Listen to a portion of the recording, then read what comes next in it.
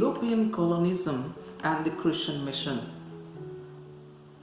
The concept of colonialism is a very old one, yet it is intimately linked to the global expansion of the Western Christian nations in the modern period. Colonialism emerged in the late 15th century as a quest for finding new lands.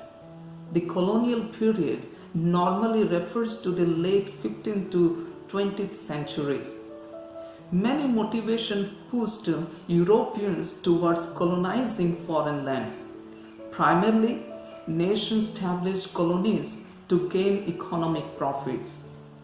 The late 13th to early 16th centuries, industrial revolution of the country, like Great Britain, need raw materials to uphold the new industries. They depend on their colonies for raw materials to be used in their factories so that they would produce a growing number of manufactured goods. They then hope to sell the manufactured goods to their colonies, which served as new markets. In addition to the desires of economic profits, nationalism also served as reason for colonization.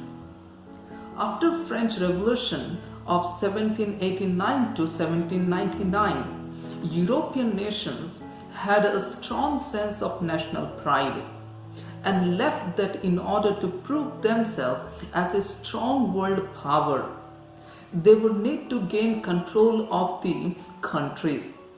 By obtaining power over foreign lands, they were also able to strengthen their military power, which further increased in their status as a world power. Colonization in India refers to the areas of Indian subcontinent under the control of European colonial powers through trade and conquest. It was Vasco da Gama, the Portuguese sailor in the late 15th century, to re-establish direct trade with India. Trading rivalries brought other Europeans to India in the early 17th century. Under the European colonialism and the Christian mission, there are four main points that I would love to highlight, and they are the Portuguese, the Dutch, the Danish, and the British. So let's talk about the Portuguese. It was Portugal which undertook sea voyages during the period of the Portugal Prince Henry the Navigator. Portugal, being a Roman Catholic country, had the blessing of the Pope in sea voyages. Soon, the Spanish joined in encouraging discoveries of new lands. Though such voyages had an element of adventure, they had mixed motives, such as motives of crusade curiosity, commerce, conquest, and colonization and the conversion. On the other hand, the capture of Constantinople by the Turks in 1453, which blocked the trade routes to India by land, can be said to be the immediate cause for Portugal and Spain to take up in a serious sea voyages, which they felt would enable them to find a sea route to India and other countries. In 1456, Pope Calixtus II gave to Portugal the right to dominion and commercial monopoly in the land discovered and to be discovered, as the bull of Pope says. Spain, which was also a Roman Catholic country, was also given a similar privilege.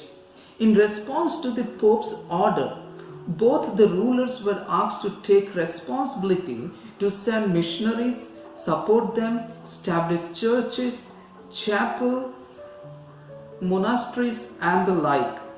So, in view of this, every ship which left the shores of Portugal or Spain carried not merchants but also military and monks. Very soon, there arose a bitter rivalry between Portugal and Spain. In order to settle their rivalry, Pope Alexander VI, in famous bull of 1493, divided the world between Portugal and Spain. The western coast of Atlantic Ocean and the eastern coast and the land beyond to Portugal. The bull prohibited other foreigners from entering into these lands without license from those kings. Vasco da Gama, a Portuguese, landed near Calicut on 17th May 1498 with trade as its motive and missionizing as the hidden agenda.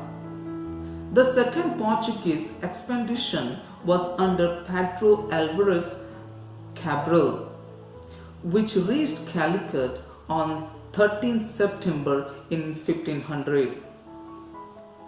The Portuguese moved to Cochin soon and found it more congenial. Here they came into contact with the Marthomas or Malabar Syrian Christians. In 1510, Afonso de Albuquerque, the second governor of the Portuguese possessions in East, captured Goa from Sultan of Bijapur. And thus, Goa was made the center of Portuguese administration and the capital of settlements in Asia.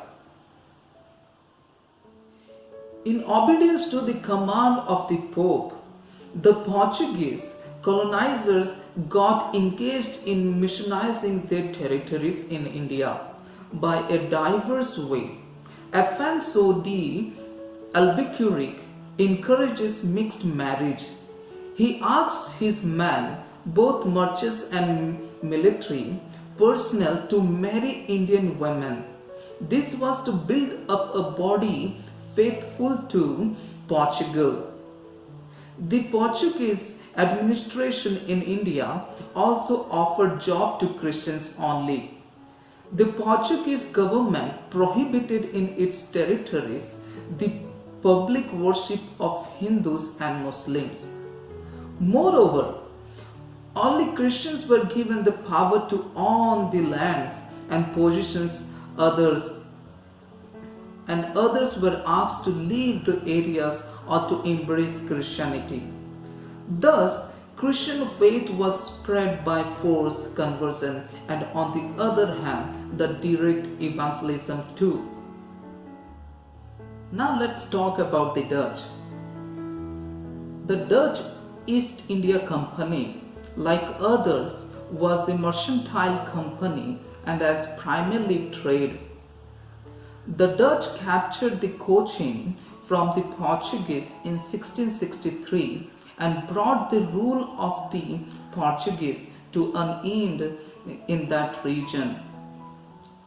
They, being Protestant from Netherlands or Holland, were very particular to vacate all the Portuguese, including the clergy, from the areas they had captured from Portuguese.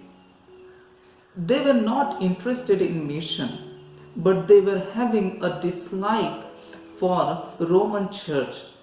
Therefore, they converted the church built by the Portuguese in Cochin Fort, Nagapattinam and Tuticorin into Protestant churches.